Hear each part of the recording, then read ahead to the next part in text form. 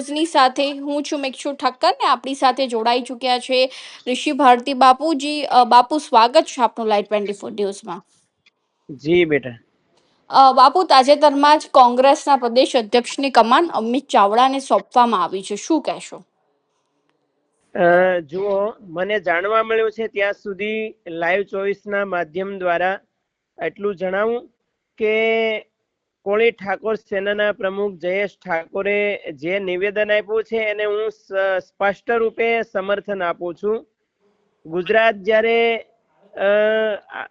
બૃહદ મુંબઈમાંથી અલગ થયો 1960 થી, ત્યારથી લગભગ 17 જેટલા સીએમ બન્યા છે. તો અત્યાર સુધી ગુજરાતમાં સૌથી મોટો વર્ગ એટલે ઓબીસી ને ઓબીસીમાં સૌથી મોટો 40% પ્રતિનિધિત્વ કરનારો વર્ગ એટલે સમસ્ત કોળી ઠાકોર સમાજ છે. એમાંથી લગભગ એક સીએમ બન્યા છે. તો અન્ય સમાજની આપ જો એનાલિસિસ કરવામાં આવે તો બ્રાહ્મણ વાણિયા સમાજ છે તો લગભગ 2% છે, છતાં એમાં 8 સીએમ બન્યા છે. પાટીદાર સમાજ જોઈએ તો 12% છે, તો એમાંથી 5 સીએમ બન્યા છે. અને એસટી સમાજની વાત કરવામાં આવે તો 14% છે, એમાંથી 1 સીએમ બન્યા છે. તો ઓબીસી સમાજ તો 54%માં છે.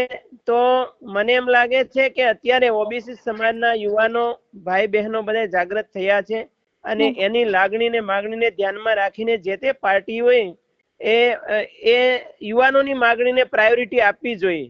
જી, એટલે જયેશ ઠાકોર દ્વારા એવું જણાવવામાં આવ્યું છે બાપુ કે કોળી સમાજમાંથી જ કોઈક વ્યક્તિને સીએમ નો ચહેરો જાહેર કરવામાં આવે કોંગ્રેસમાંથી.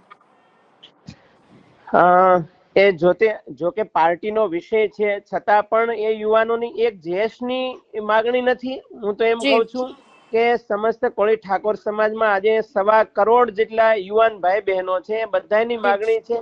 અને 40% પ્રતિનિધિત્વ ગુજરાતમાં અને 2.5 કરોડનું પોપ્યુલેશન, 1.5 કરોડનું વોટિંગ છે. ત્યારે આ સમાજને ન્યાય મળે એ પણ મહત્વનું છે. એટલા માટે એ યુવાનોની માગણીને ધ્યાનમાં રાખીને જે તે પાર્ટીઓએ પ્રાયોરિટી આપવી જોઈએ. જી બાપુ, તમને લાગી રહ્યું છે કે કોળી સમાજને કોંગ્રેસ માંથી ન્યાય મળી રહ્યો છે? કોંગ્રેસમાં તો જે તે સમયે જો તમે માધવસિંહ સોલંકી સાહેબ હતા ત્યારે ઘણા કેબિનેટ મિનિસ્ટરો હતા, એ પણ સીએમ બન્યા. અત્યારે તો સમય આવે ત્યારે ખ્યાલ આવે, અત્યારે તો શું સમીકરણો રચાઈ રહ્યા તે પાર્ટીને ખ્યાલમાં હોય. એનો ડિસિઝન મેકર હું નથી, પણ બધી પાર્ટીઓએ ધ્યાનમાં રાખી અને આ સમાજને ધ્યાનમાં રાખીને આ સમાજનું સૌથી મોટું વોટિંગ છે, જે તે પાર્ટીઓમાં વોટિંગ સૌથી મોટું સમસ્ત કોળી ઠાકોર સમાજનું થઈ રહ્યું છે. તો એ વોટિંગના ફળ રૂપે પણ આ સમાજને પ્રાયોરિટી આપવી જોઈએ. જી ધન્યવાદ આપનો બાપુ, માહિતી આપવા બદલ.